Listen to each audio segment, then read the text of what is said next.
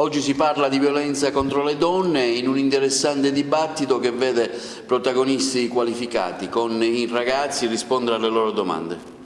Sì, oggi ospitiamo la dottoressa Vaccaro, procuratore della Repubblica per i minori a Caltanissetta, e la dottoressa Occhipindi, magistrato alla Corte d'Assise d'Appello di Caltanissetta, per discutere di violenza con due donne magistrato,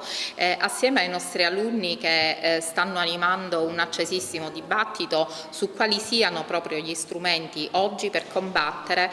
questa cultura millenaria patriarcale che di fatto ha sempre portato a considerare le donne inferiori attraverso appunto la promozione di relazioni di parità, la consapevolezza del sé e dei propri diritti. L'iniziativa promossa dal Sor Optimist è stata anche impreziosita da un monologo recitato da un'alunna del nostro istituto, la quale ha rappresentato un fatto di cronaca che ha visto purtroppo vittima una ragazza di 17 anni per mano paterna,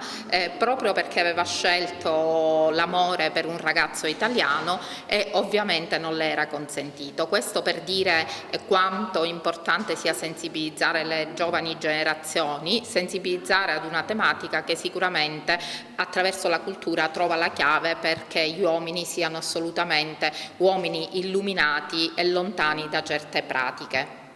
I ragazzi sono i nostri interlocutori privilegiati perché a loro che è rivolta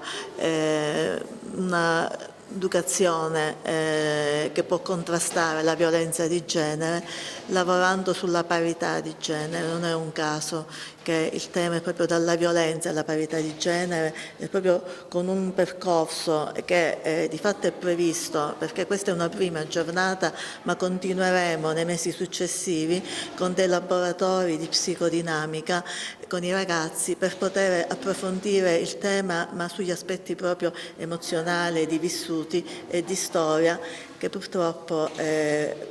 fanno da subistrato alla violenza.